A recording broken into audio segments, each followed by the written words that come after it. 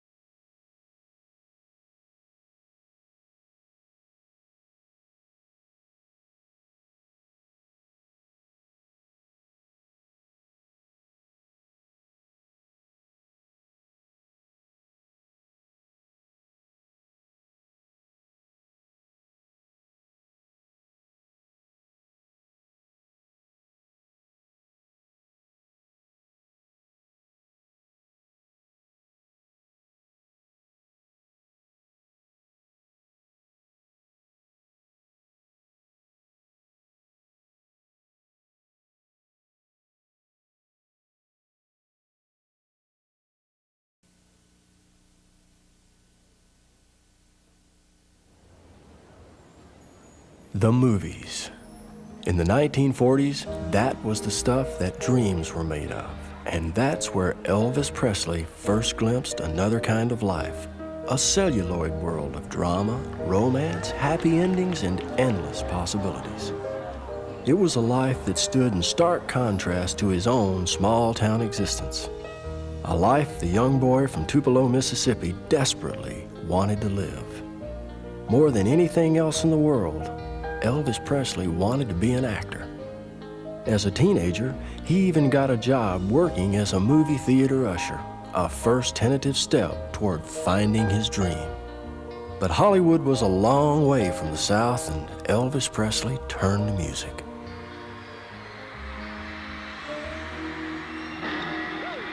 "1956 was the year Elvis got his first taste of glory. The young boy with magic in his eyes had arrived, and virtually the entire teenage population of America went wild.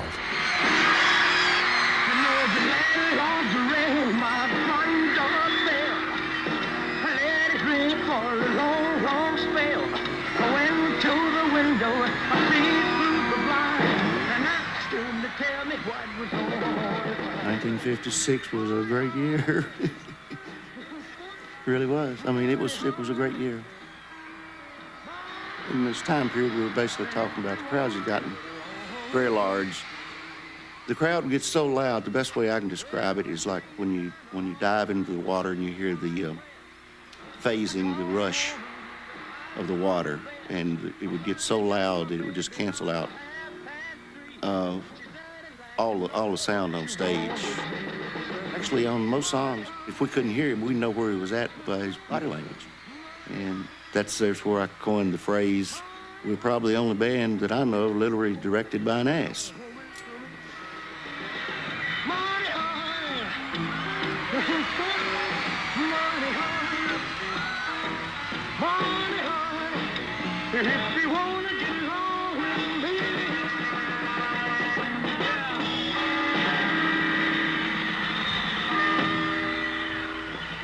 Thank you very much, friends. Elvis Presley was 21 years old and riding the crest of a teenage tidal wave. Ironically, it was his unprecedented popularity as a singer that caught the attention of the motion picture industry. When Hollywood came calling, Elvis Presley was ready. Doing records is one thing, doing concerts is another thing. Doing television, it was a nice medium, but it was not major motion pictures. And when you're doing major motion pictures, only one place in the world to do them, and that's Hollywood. And Elvis had dreamed of being a movie star. And so consequently, when we got out here in Sunset Boulevard and Hollywood and Vine and, you know, the Derby and Beverly Hills and all that stuff, man, we just ate it up, you know. It was a self-styled Southern colonel named Tom Parker who set the stage for Elvis's shot at Hollywood. Back in 1955, the colonel had promised to turn Elvis Presley's $1 million worth of talent into $1 million. That promise was the foundation of one of the most successful artist-manager relationships in the history of the entertainment business. The Colonel lived and breathed Elvis 24 hours a day. And when people in the business would come to him and ask whether he wouldn't manage them, and he would say, "No, my artist is Elvis. This is the only artist. I don't manage anybody else." On Sunday morning, April 1st, 1956, Elvis arrived at the Paramount studio offices of Hal Wallace. Mr. Wallace was one of Hollywood's most respected producers, and Elvis had come to film a screen test. He was the only producer I've ever known who lied upwards about the cost of a picture. But his biggest talent was recognizing talent before it was recognized by the world. That's why he wanted to sign Elvis very early, and in effect did. Despite an unfamiliar environment, his inexperience, and a prop guitar with no strings, Elvis pulled it off. Well, it's one for the money, two for the show, three to get ready. Now go, cat, go, but don't you step on my blue suede shoe. Well, you can do anything but take me over my blue suede shoe. Well, you can knock me down, step in my face, slander my name all over the place. We'll do anything that you want to do, but honey, lay off. Elvis was totally unaware of the playback process. He seemed a little concerned about it at first, and every time he went off even a little bit, he would throw up his hands in horror and feel that all is lost. When a couple of times he was out of sync, and he would apologize profusely, "Oh, I'm sorry," you know, and that sort of thing, and almost to the point of, you know, like a little kid who's been chastised. Well, it's one for the money, two for the show, three to get ready. Now go, go, go, but don't you step on my blue suede shoe. Well, you can do anything but take the help of my blue suede shoe. Well, it's blue, blue, blue suede shoes. Blue, blue, blue suede shoes. Yeah! Blue, blue, blue suede shoes, baby. Blue, blue, blue suede shoes. Well, you can do anything but they hope for my blue suede shoes. It was really quite a remarkable thing to watch him and to see this and feel this this electricity or whatever that he radiated, and he really had that. The screen test proved that Elvis looked great on camera. The question was, could he act? To find out, Mr. Wallace ordered a second test. The scene chosen was from Richard Nash's acclaimed stage drama, The Rainmaker. These photographs are the only record of that crucial screen test. It was a part of Jimmy Curry, which was a scene from The Rainmaker, which Wallace was then casting. He did a very good job of it. He was more than competent. Wallace naturally was very much enthused, and he knew that Elvis was going somewhere, and he of course would have liked to have signed him to an exclusive 7-year contract like he did so many other people.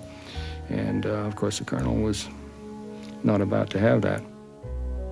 For a short time, Elvis Presley thought that The Rainmaker was going to be his first acting role. We'll have a movie coming out, I don't know when, but we started making it in June. It's a movie with Burt Lancaster and Katharine Hepburn called The Rainmaker. Ultimately, this was not to be. I suppose the reason he was not used in the film is that it was not a lead part. And as Wallace would say, at those prices, it's got to be a lead, you know. Mr. Wallace and the Colonel agreed on a non-exclusive contract, which Elvis signed on April the 6th. The agreement called for Elvis to make 7 movies over 7 years for a total salary of $2.3 million. All they needed now was an appropriate screenplay. Of course, it's a dream come true, you know. Everything, something I never think would happen to me, and a lot of people, but it's with Paramount Pictures, and it's a 7-year contract. I've had people ask me, was I going to sing in the movies? I'm not. I mean, not as far as I know, because I took a strictly an acting test, and I wouldn't care too much about singing in the movies. In 1956, Hollywood's domination of the entertainment industry was being challenged by a new medium known as television. The king of this new medium was Milton Berle, and on April 3rd, Elvis made his debut appearance on Uncle Milty's nationally broadcast TV show. It was the first of many televised appearances that Elvis would make over the next 4 months. Here's a young man who in a few short months has gained tremendous popularity in the music business. His records are really going like wildfire. He's America's new singing sensation, our new RCA recording artist. Here he is, a big reception for Elvis Presley. Well, since my baby left me, well, I found a new place to dwell. Well, it's down at the end of Lonely Street at Heartbreak Hotel.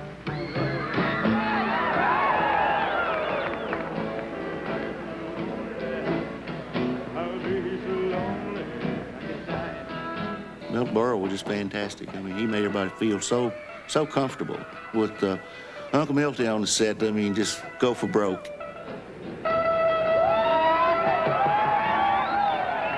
Milton just let him go. In fact, got out and joined him. Well, it's the one for the money. You know, the wilder the better.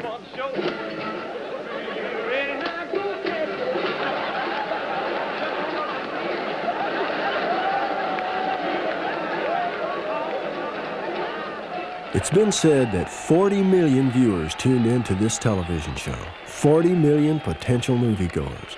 A clear demonstration of the phenomenal power of this new medium. Colonel Parker was not about to miss an opportunity to capitalize on this exposure and immediately organized a series of nationwide appearances. On television, Elvis continued to draw huge ratings, and with each appearance, his popularity grew. A return engagement on the Milton Berle Show made front-page news, and this was followed by an equally memorable performance on the Steve Allen Show.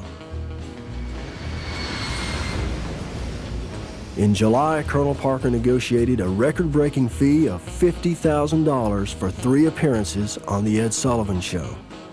Elvis was now more popular than ever. He had a string of #1 hit singles, and it seemed that the image of Elvis Presley was everywhere. He even appeared on TV interviewer Hy Gardner's nationally syndicated talk show and spoke about one of his favorite actors, James Dean. I would never compare myself in any way to James Dean because James Dean was a genius in acting. Although I'll say that I sure would like to. I mean, I guess there's a lot of actors in Hollywood that would like to have had the ability that James Dean had. But I would never compare myself with James Dean in any way. Elvis had been on the road for 4 months straight and decided to take a much-needed break. He and his buddies loaded up his mama's brand new pink Cadillac and drove to Biloxi, Mississippi for a 2-week vacation with his girlfriend, June Juanico.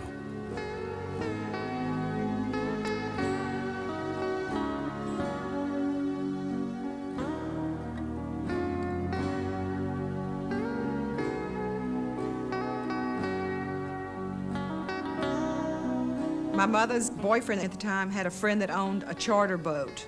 So he invited him to go on a fishing trip. He said, I'll take care of everything. And he asked Elvis, what type of beer would you like? And Elvis didn't drink beer and told him, any kind you want to get's fine. I don't drink beer. So he decides, well, if Elvis don't drink beer, we won't have beer on the boat. But anyhow, Elvis enjoyed the fishing trip so much because, I mean, we just knocked the fish dead. We had at least 100 fish that we brought in, big fish, sharks, bonitas, 60-pound fish, you know, and just fight with them all day. We got away from the fishing crowd and went to spend some alone time on top of the boat. But Elvis was getting so sunburned, I mean, he should have never got on the top of the boat, you know, no shade. But, well, you don't want to know what we did on top of the boat, do you? Hal Wallace had yet to find a suitable screenplay for Elvis, and the decision was made to loan him out to 20th Century Fox. Mr. Wallace was not only a shrewd businessman, but a shrewd showman. And he wasn't convinced that Presley was able to carry a picture. So he loaned him out to Fox, made enough money himself to make it worth his while. But also he found out that Presley was a presence on the screen and he was a drawing power. Elvis Presley returned to Hollywood on August the 17th.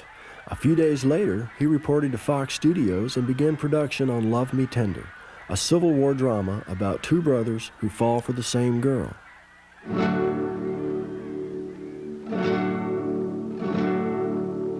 It was a straight acting part. That was fine because there was no singing and he was tickled. He was real tickled about that. Elvis already had 3 gold records at this time. Elvis didn't have to sing. Elvis wanted to act. I've heard all your lies and believed them just like you wanted me to. Like the night you stood at our window crying, saying it was only a bad dream.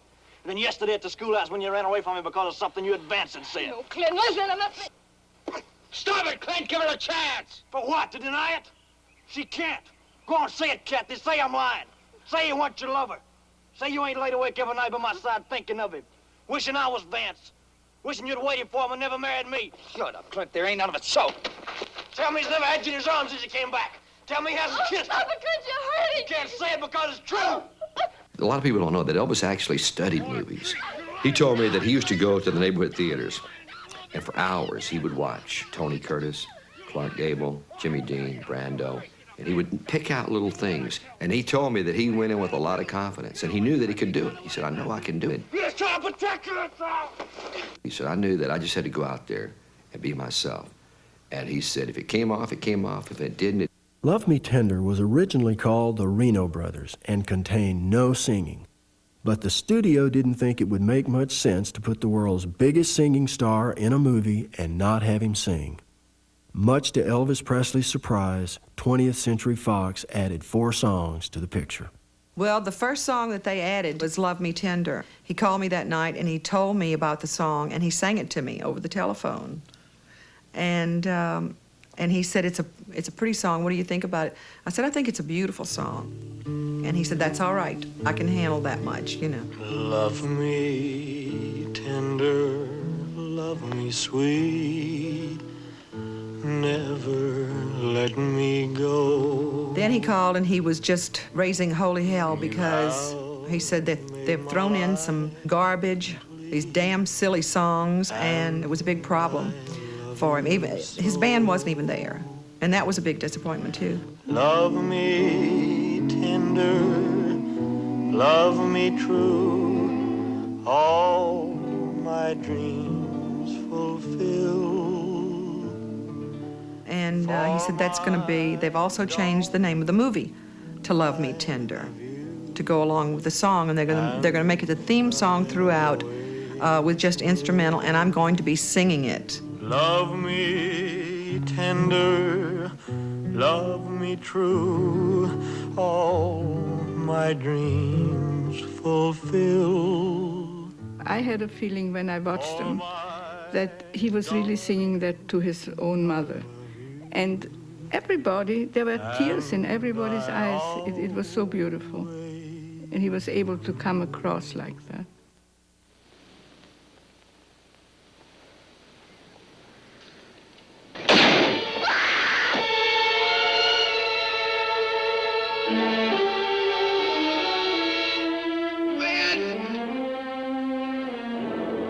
Let's get the money and get out of here.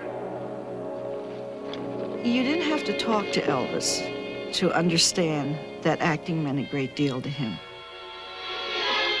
Get away from him! Leave him alone! You knew when you worked with him that he was tremendously focused on what he was doing. He was really into his character. My girlfriend, Dolores Hart, told me that Elvis had mentioned to her that his mother was not happy with that scene from Love Me Tender where he dies. She was very upset over that. Don't move. Just lie still. Kid, where's Vance? I gotta talk to him. Right, Clint. Vance, I didn't mean it. I didn't mean it. I know you did, Clint. You don't have to tell me. Everything's gonna be all right.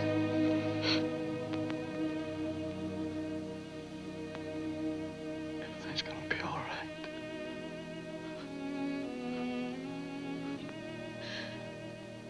Elvis and I were walking back from seeing the Rushes. I said, Elvis, how do you like the movie?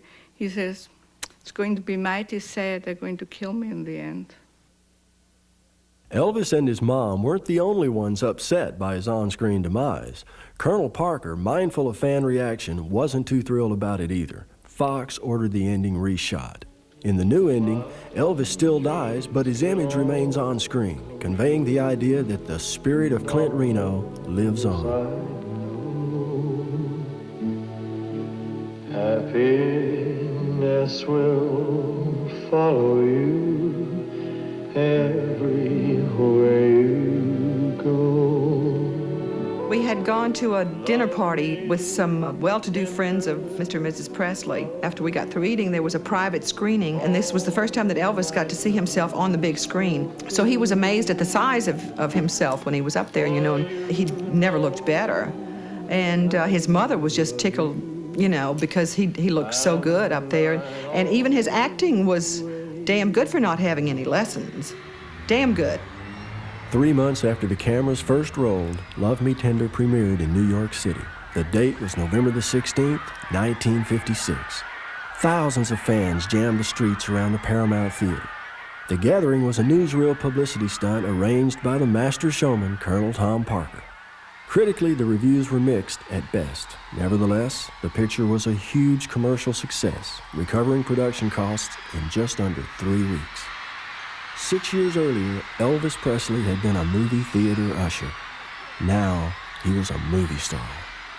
I remember the sign above the Paramount Theater at Broadway and 43rd Street. I don't know how tall it was, but it was like a number of stories high. It was an enormous sign. That was it for Broadway. I mean, it was the biggest sign I'd ever seen in my life. And that was his first film. Following the isolation of a movie set, Elvis was anxious to get back to what he loved, performing live. One of his first stops was his birthplace, Tupelo, Mississippi, where he dazzled 7,500 hometown fans. As usual, the crowd went wild, and despite the presence of 100 National Guardsmen, a number of the kids managed to climb on stage. In his opinion, he said the kids behave like that because they're not allowed to cut up in school. They're not allowed to do crazy things at home. They want to get up and jump and dance and scream and let out some of these pent-up emotions that they have. And this was their outlet. He said, it's not me personally. It's an opportunity for this gathering to get together and act like a bunch of just crazy, wild, happy kids. Just about everything Elvis Presley did at this point in his life seemed to generate controversy. Despite the negative press, his meteoric rise continued. He received his 5th gold record for Don't Be Cruel, and Colonel Parker negotiated a merchandising deal that allowed Elvis's image to be emblazoned on everything from lipstick to lunchboxes. By the fall of 1956, Elvis had it made. According to Variety, he was a millionaire. Colonel Parker had kept his promise and turned the young star's $1 million worth of talent into $1 million.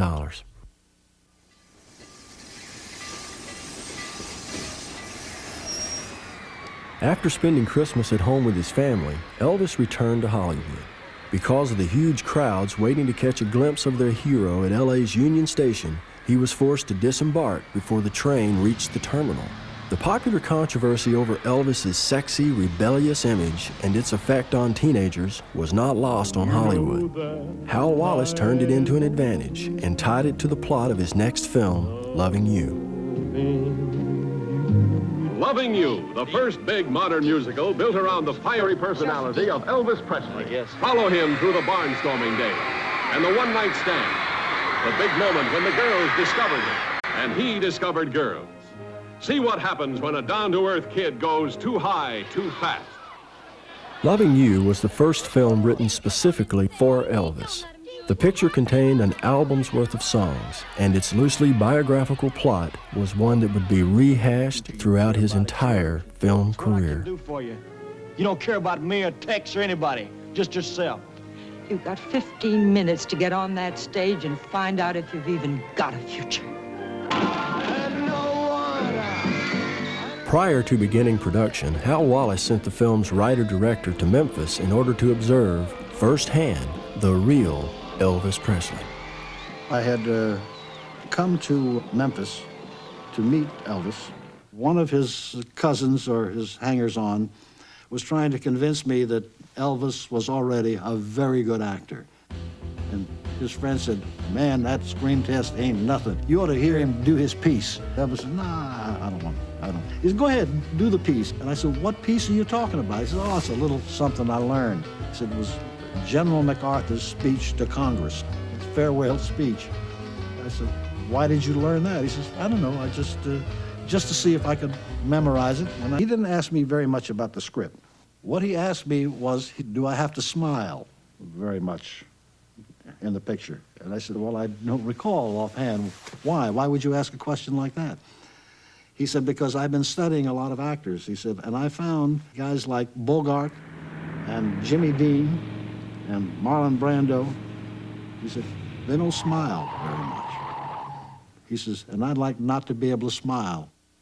Got out that I was going to write and direct a picture with Elvis. I began getting phone calls at my house. I got a number of telephone calls from people who said, how dare you put this instrument of the devil on our screen?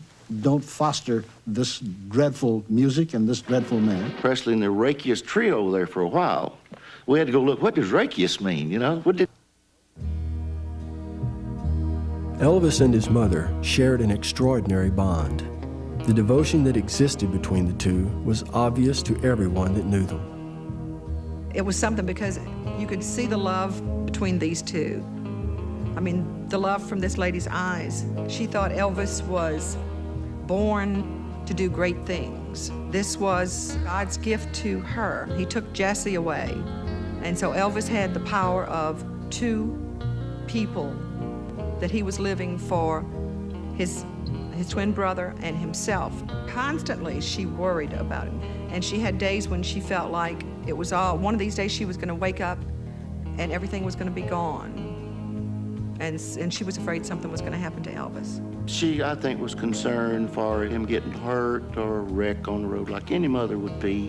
When it was just the three of us, Bill, myself, and Elvis traveling in the car, and we go to pick Elvis up, well, she'd always call me over to the side and say, now, take care of my boy, and y'all be careful on the road. He wasn't what a lot of people have read, that he was a mama's boy. That was not true. They were just very close. At this point in his life, Elvis could buy anything he wanted. What he wanted most was a secure home for himself and his mom and dad. In March of 1957, he bought Graceland. Behind the gates of the antebellum mansion, Elvis Presley was safe from the prying eyes of the world. I remember discussing a couple of things with him in which, out of the blue, he expressed a desire to be able to just go down the corner and have a hamburger. But by then it was too late. Even if he wanted to do something about it, I don't think he could have. The snowball was already rolling, and he was just too famous too fast. He was already so famous that there was no way for the snowball not to continue down the hill.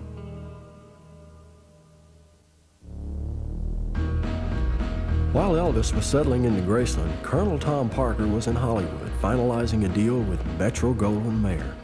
Elvis would receive $250,000 and a piece of the profits for his portrayal of Vince Everett in Jailhouse Rock.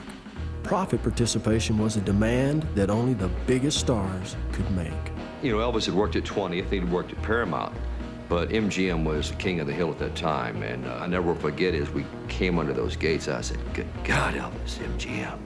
I was sitting in my office the first day that he came in, and I got a call from the cop at the gate who said, you know, we got a real problem down here. We can't handle it. All these people are all over, and I can't handle the women. They're going crazy. And I said, well, you know, you've chased kids away before. And he said, I'm not talking about kids. I'm talking about executive secretaries out of the Thalberg building. The first day, we all went out together. Elvis and a couple of his buddies were in one car, and we were in the limousine. And when it went on the lot, secretaries and people started coming out buildings, lining this little street. And we said, my Lord, what's going on, you know? It was amazing, it really was.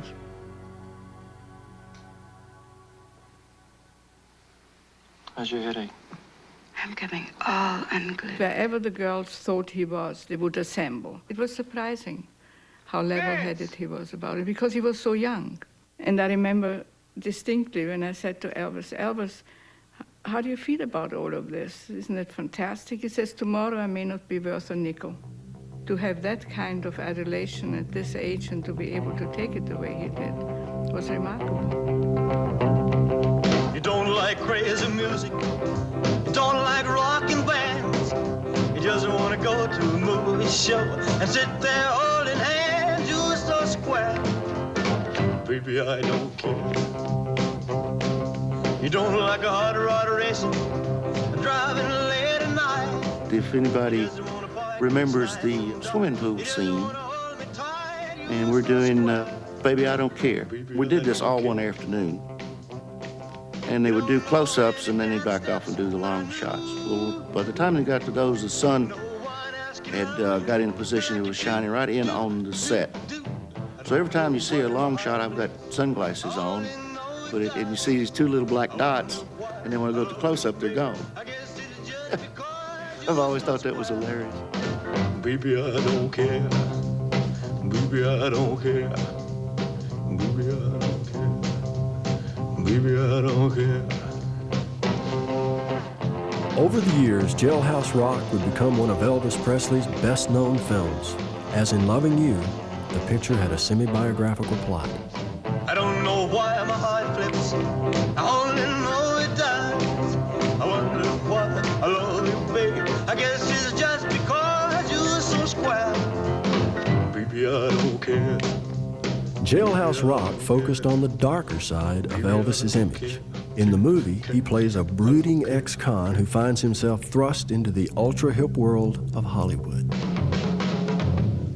I'm not sure how much of a chance he got to demonstrate all of his acting abilities because the material was obviously selected to be Elvis Presley product.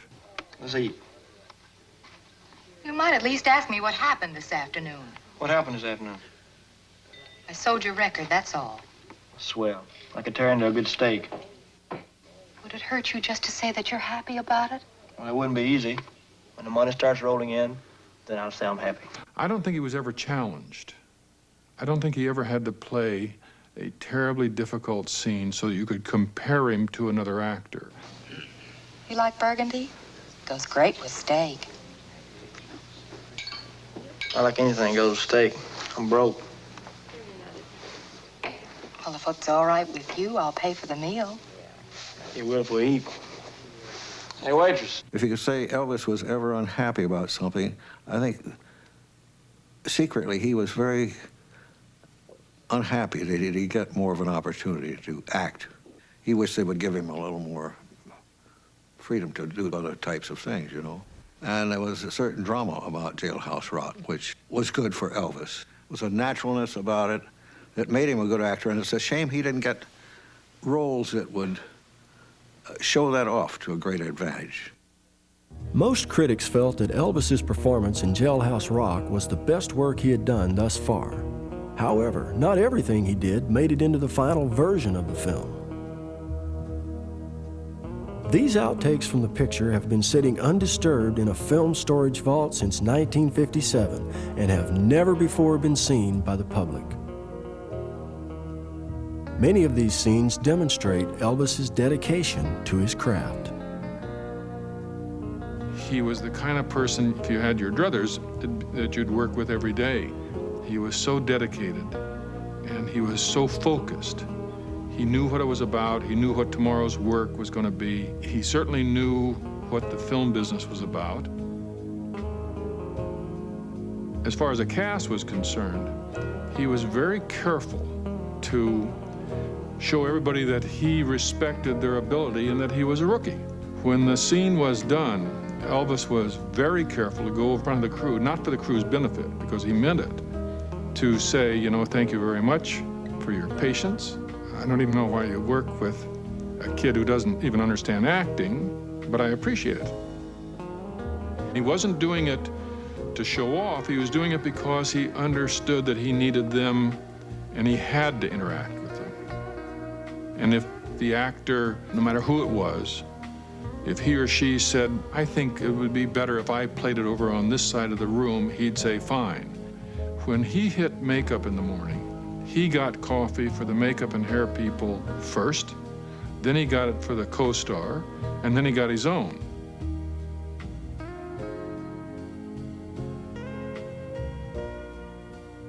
And the other pleasure, of course, was that you were working with a very bright guy with a great sense of humor. Now that's a C major chord. That's a big one. Now try the G.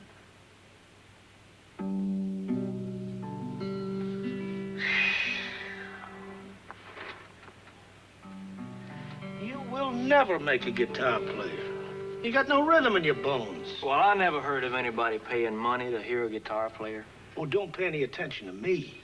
I was only in the business for 10 years, that's all. Yeah, I read you. The first time Elvis appeared on screen without his trademark pompadour, fans were astonished. My first meeting, of course, was in order to discuss this matter of the haircut, which he was to have in one sequence of the picture.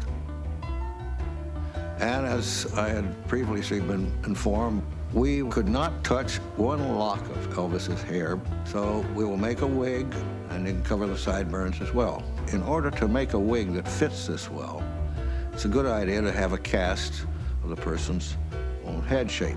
Now when this hardens, of course, you have a perfect form of the person's head.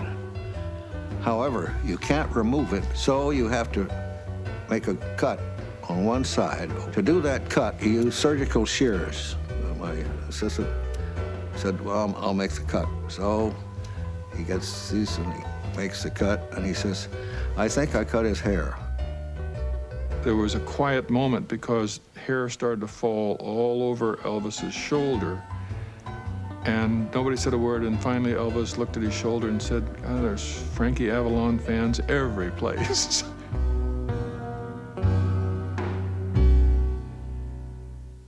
Metro-Goldwyn-Mayer was known throughout the world for its motion picture musicals.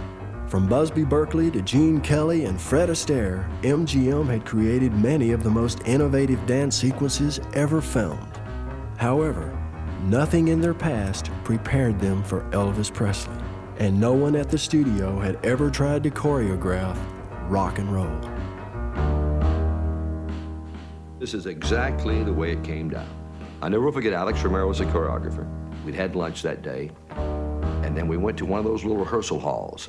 Alex gets out there and he puts on the song Jailhouse Rock, and he goes through these Gene Kelly, Fred Astaire routines. And Elvis looked at me, and I looked at Elvis and Cliff, and Elvis said, hey man, that ain't me.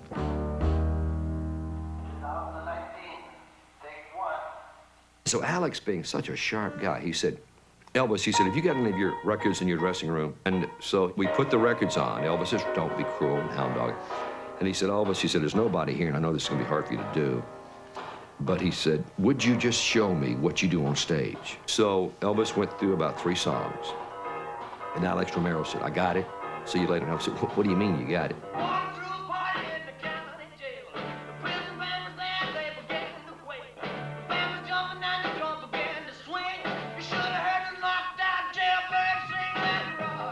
He said, Elvis, what I'm going to do is I'm going to go home tonight, and I'm going to take what you do and work it into the routine. And it's going to be you, what you normally feel comfortable doing on stage, but I'm going to choreograph it.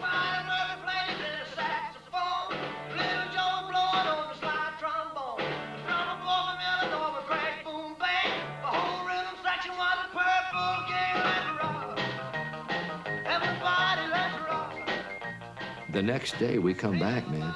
And we go back to that same little rehearsal hall. And Alex Romero, man, bless his heart, he's choreographed this scene. It looks like you're watching Elvis. So Elvis went through it, and man, it was, boom, they had it. And it worked out to be the best dance sequence he ever did. Walking through a party in the county jail. The prison band was there, they began to wail. The band was jumping and the joint began to swing. You should have heard this knocked out jailbird sing, let it rock. Everybody let it rock. Everybody in the wholesale block was dancing to the jailhouse rock. Spider Murphy played it in a saxophone. Little Joe was blowing on the slide trombone. The drummer for the melon with crack, boom, bang. The whole rhythm section was a purple gang. Let's rock. Everybody, let's rock. Everybody in the because he enjoyed it so much. He was having such a good time. He also knew that he was doing a good number. He had a sense for the kill. He knew that this was going to look good. Next, I wanna stick around, I wanna get my kick.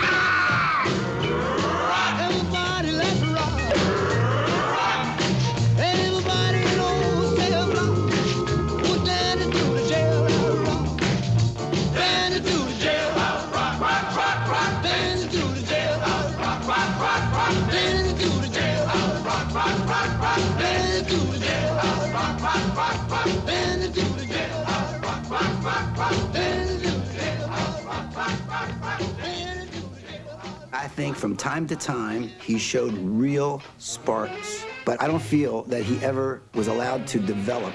But I felt that he was an incredible natural actor and could have been brilliant had he had Stella Adler or what's his name from the Lee Strasberg or Sandy Meisner. If any one of those guys had gotten a hold of him, it would have been all over. I think it would have been as good as Brando. You insulted my father, my mother, and me, and it's just unforgivable. What do you expect?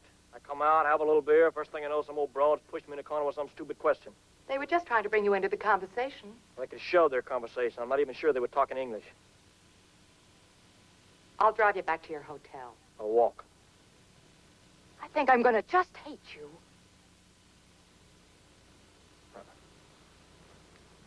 You ain't gonna hate me.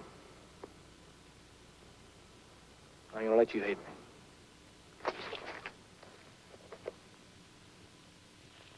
How dare you think such cheap tactics would work with me?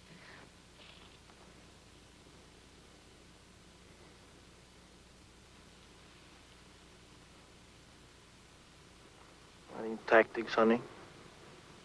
It's just the beast in me. Elvis's co-star in this picture was a promising young actress named Judy Tyler. The two quickly became close friends. He had tremendous respect for Judy as an actress, whose career was snapped short because of an accident. The collision killed the driver of the other car, her and her husband. Strangely enough, both vehicles were looted. And the whole thing was extremely ugly, and I think that it was very disturbing, obviously to everybody, but I think it was disturbing to Elvis too, because it was such a horrible freak accident. I never forget, I was getting out of bed, and my mom said, Elvis is at the door. So I went to the door, and I said, Elvis. And he said, come on. I said, what's wrong? He said, we're gonna take a ride. He looked real serious. I said, damn, what's wrong? So when we got in the car, and he said, hey man, he told me, he said, Judy Tyler got killed. And I said, God, Elvis, what happened? And he proceeded to explain to me there's a car wreck, and he said he felt so bad because she had been a child actress, and this was her first big break, and she was so excited about it. And she got killed before the picture came out. And Elvis was very upset about it. You're so young and beautiful. You're everything I love. Your angel smile, your gentle touch are all I'm dreaming of. Oh, take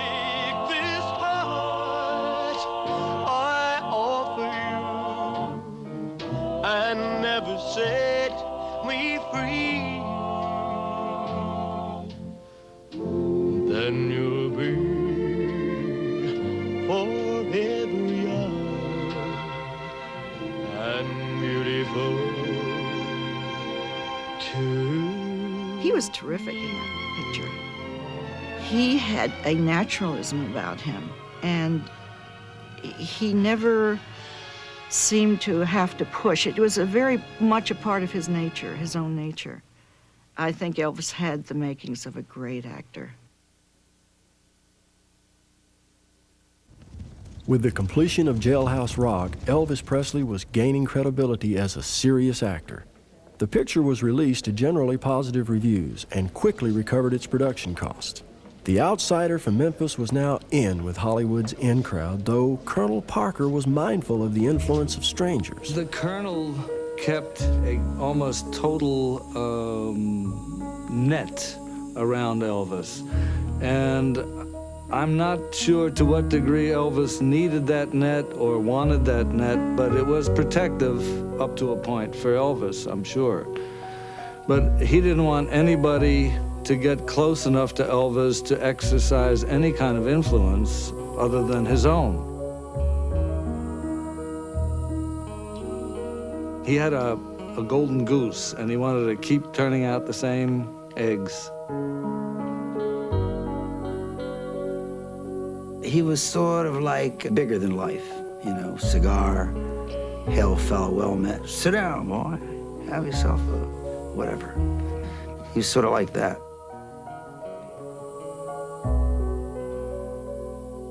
Elvis Presley thought that the Colonel was probably the best manager in show business.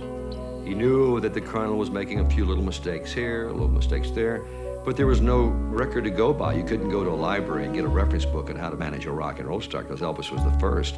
So he knew that by and large, Colonel was doing 95% of the things right, maybe 5% of the things wrong. But Elvis accepted that, and he always said, hey, he said, the guy got me this far, made me a big star, I'm gonna stick with him. On December 23, 1957, Elvis Presley received his draft notice. He was told to report for induction at 7:45 a.m. on January 20th. I never will forget, we were at Graceland. I walked in. First thing he did was hand me the envelope. I said, what's this? He said, read it. And I opened it up and it said, greetings, you know? And I said, oh, no, Elvis. He said, yeah, I've been drafted. I said, damn, what are we gonna do? He said, man, I don't know. He said, the Colonel says we might can get a deferment to make King Creole, but he says, probably gotta go. I said, well, man, there's no war going on. You're sitting on the top of the world, and all of a sudden, you got to go in the Army. Didn't make sense. Elvis was given a 2-month deferment in order to complete his 4th motion picture.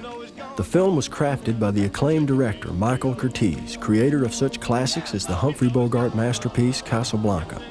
This would be Elvis Presley's finest film, King Creole. Based on the best-selling novel, A Stone for Danny Fisher, the story had originally been purchased by Hal Wallace with James Dean in mind. Get out of here, Ronnie! Don't come back! Following Dean's untimely death, the part was given to Elvis, and the lead role was changed from a boxer to a singer. He said, I want to do a damn good job. He said, because I know it's a good script, a good director, and a good supporting cast. He said, this is what I've been looking for.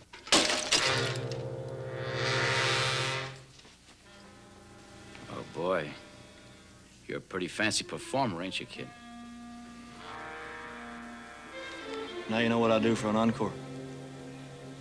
I won't get out of here. The bottom line was, he was going into the Army. He didn't know what would happen after the Army.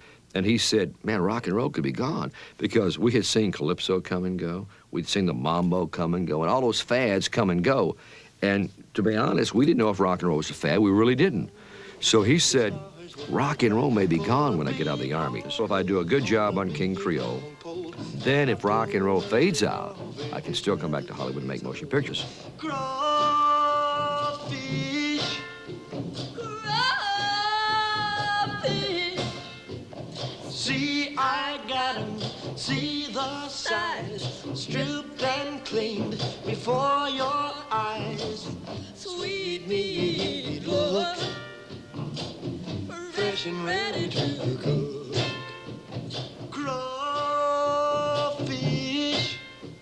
crawfish. Now take Mr. Curtiz was very excited about working with him.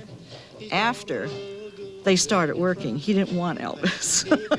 Curtiz went to a theater and saw Elvis and said, no, no, I'm not going to do it. And finally, Hal Wallace said, look, this kid, you know, the teenagers love him, but he wants other people to have a great deal of respect for him. So he said, I want you to work with him and make him the actor that he wants to be. So what I brought you up to do, to fight? No, Paul, that's not what you brought me up to do, but I stopped listening to you. I ran out of other cheeks. You know, I remember once, Pop, when I was no more than 3 feet high, you took me to the circus. You accidentally bumped into some guy, and he turned around and punched you. He punched you right in the mouth, and you know what you did? Nothing. Nothing. When they swing at you, Pop, it's not enough to duck. You gotta swing back. Maybe you can't anymore, but I'm not taking after you. You go to school. I'm going out and make a buck. I think that Elvis really wanted this to be his ultimate goal, is to be a great actor. He took very seriously his role. He lost sleep over it. He would take his script to bed with him, and he would come in and was very concentrated, very focused on playing Danny, and I think Danny was very close to him. Hello, Mr. Fields. Hello there. Could I get by, please? Don't you, You? That's Maxie Fields. That's your boss. Are you crazy?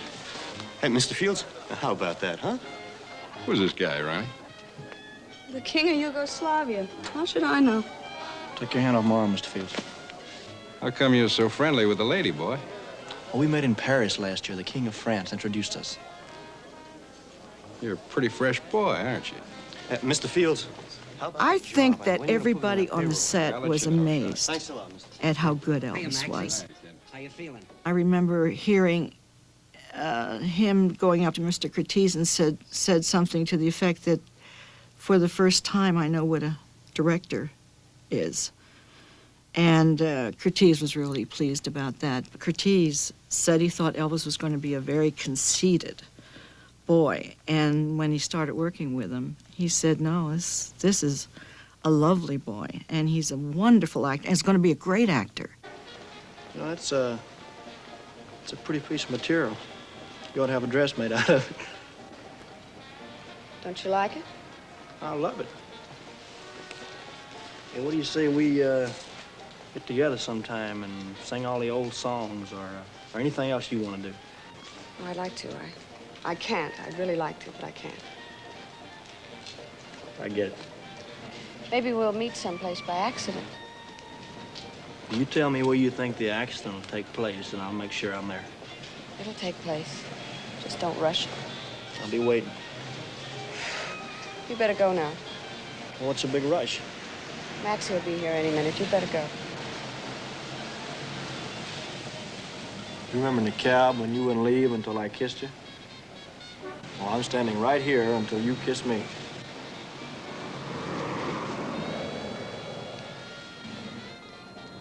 I think Elvis became the actor he wanted to be in King Creole.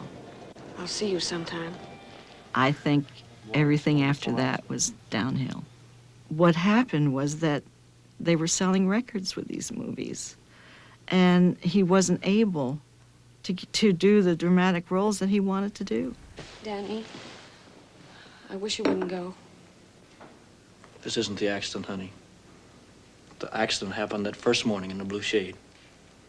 From then on, everything's been fixed just like a crooked fight. And you're wrong about the heart. I do miss it.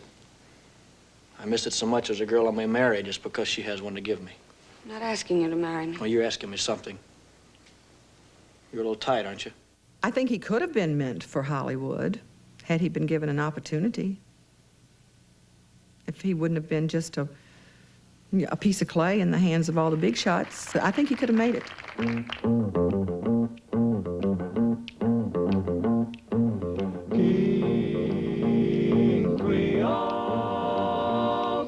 There's a man in New Orleans who plays a rock and roll. He's a guitar man with a great big soul. He lays down a beat like a ton of coal. He goes by the name of King Creole. You know, In a strange way, he was perfect for Hollywood, and in another terrible way, he was what I would consider a casualty of Hollywood.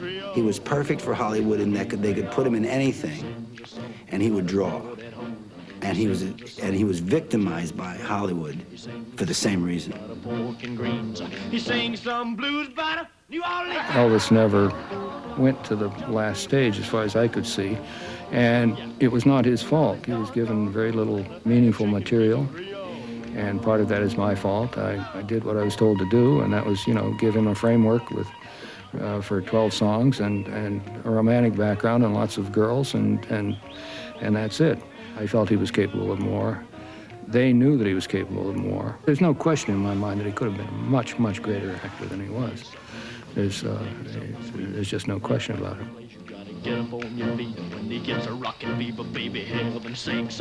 He don't stop playing till his guitar breaks. You know he's gone, gone, gone, jumping like a catfish on the pole. Oh, yeah. You know he's gone, gone, gone, and a chicken King Creole. Yeah, no. You know he's gone, gone, gone, chicken King Creole. Yeah, Elvis Presley was meant for Hollywood. He sure was, because a lot of people got to see him on the big wide screen. When you're on that CinemaScope screen, it just has something that is just